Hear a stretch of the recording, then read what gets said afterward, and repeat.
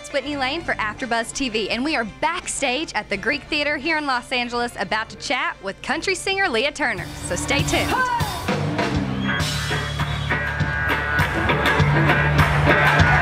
are sitting here with Leah Turner, and we are chasing country tonight, you guys. So you are a California country girl. I am. I was raised here by a true California cowboy, and feels good to be back in my home state in the beautiful weather. For real. Now, Yeah. what do you miss? What do you miss about Cali? Anything at all? The weather. The weather. What about In-N-Out? Come on, In-N-Out. I did have In-N-Out yesterday morning. I drove into the bus, and I had the driver. I was like, I haven't had In-N-Out since I've been here. Can you please take me? So that was really yummy. Right, for sure. So how did a California country girl end up in Nashville? Well, they don't really do country music here in California. Right. So I had to fly where the business was. And so I hopped on a prayer, flew on a prayer via Southwest, and here we are.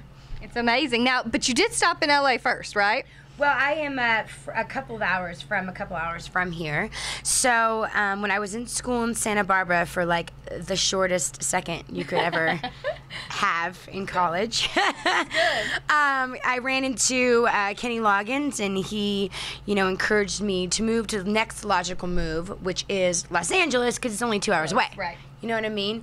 So I went and had some amazing opportunities, and just never felt settled. My roots and my very foundation is country music, and you can listen to it here, but you can't do it here. Totally makes sense. Yeah. So I packed everything up and said, see ya. But you did have a pretty cool LA story, because thousands of people move out here every year hoping they're going to make their break. Right. And you were in a restaurant and happened to meet someone that helped you. Yeah.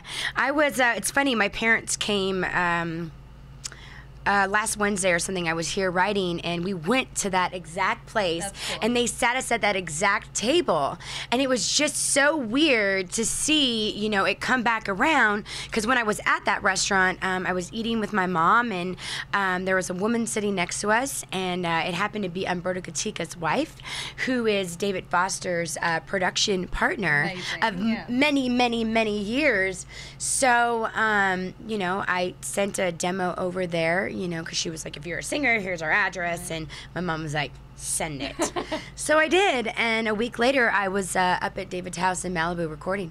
That's got to be an experience. It was. It's definitely taught me how to be quick in the studio.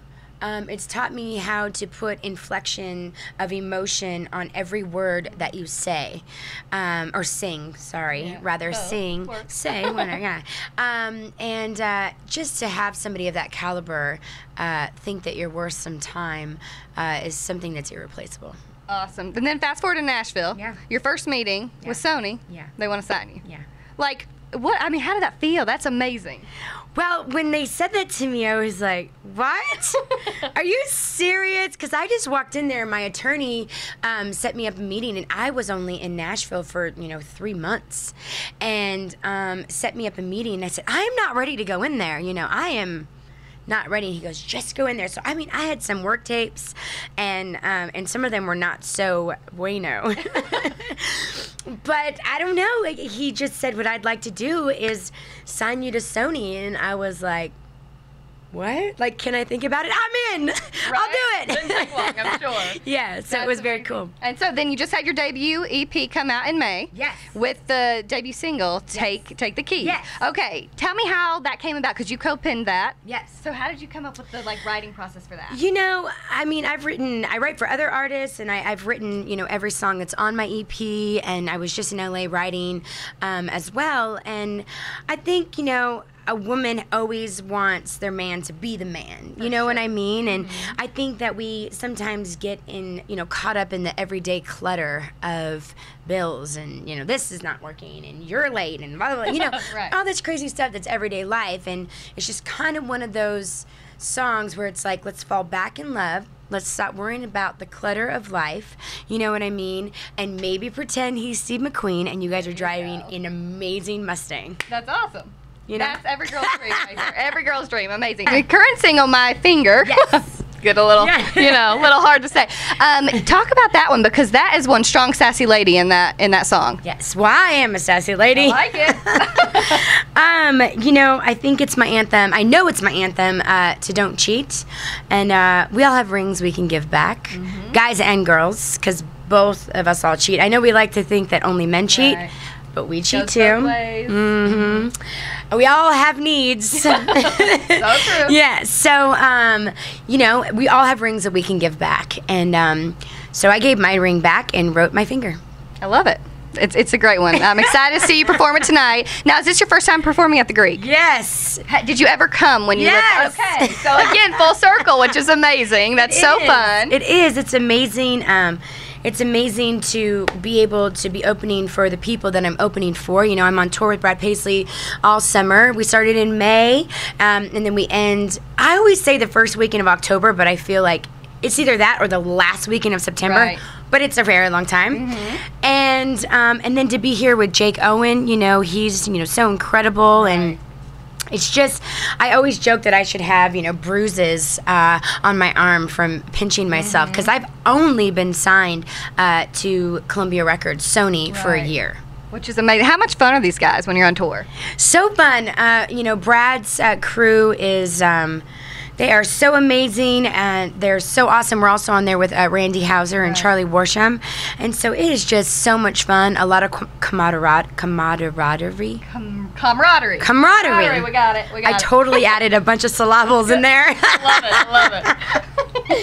But, it's just so awesome to, be out there with so many, such a talented and amazing people. And then, Jake, we have the same management. So he's just always so kind to me, and I don't have any complaints. Right. I'm sure you've learned a lot from them, too. These big headliners, they've been in the industry, veteran musicians. So that's got to be great to be on tour and learn all that stuff from them. Yeah. It is. And music boot camp. I wouldn't doubt it. Kicking some butt. I love it. Let me ask some fun questions for you, because you describe yourself as grit and glamour, right? So a little bit of Tabasco in your veins is what I read. Okay, what if you had a TV show? Since we're in Hollywood, what would it be called? Grit and Glamour. I like that. Grit and Glamour. They should totally make that. They should make it. What about the first album you ever owned? Oh golly, first album I've ever owned. Well, it's Christian music, because I was raised very Christian. What about first concert you ever went to? Was it also Christian music? No, I'm not that. Yeah. Trisha Yearwood. Oh, that's fun. Yeah. So speaking of women in country, who are some of the ladies you look up to? Because it's a good group. It is.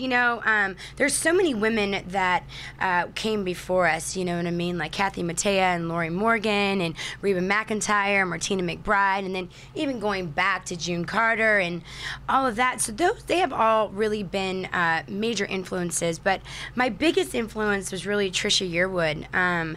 She can just, I don't know, I was at her concert the first time, and she just hit this note, and it just sparked such an emotion in me that I said, yeah, that's what I'm doing if I get the opportunity. Right. That is what I want to do for the rest of my life. And I will fight to get that opportunity. You're doing it. You're doing it now, which is awesome. Okay, so little fun questions. Yes. Go-to drink. Whiskey. Okay, I like it. What about your favorite Nashville honky-tonk?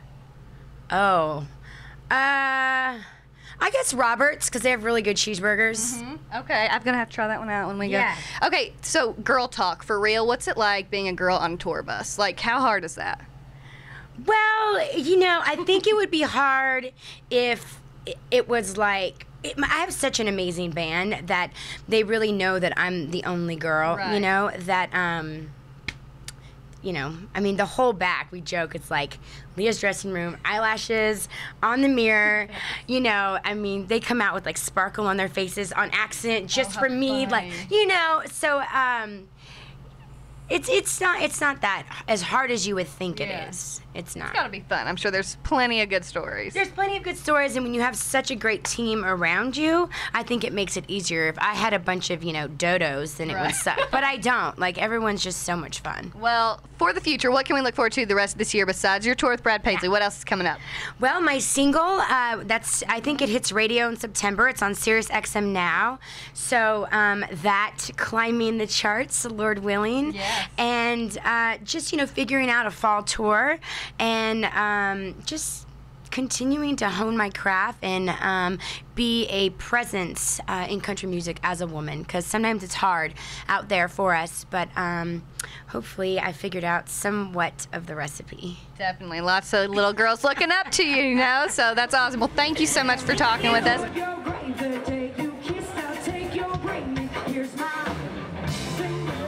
I'm Leah Turner, and you are watching Chasing Country.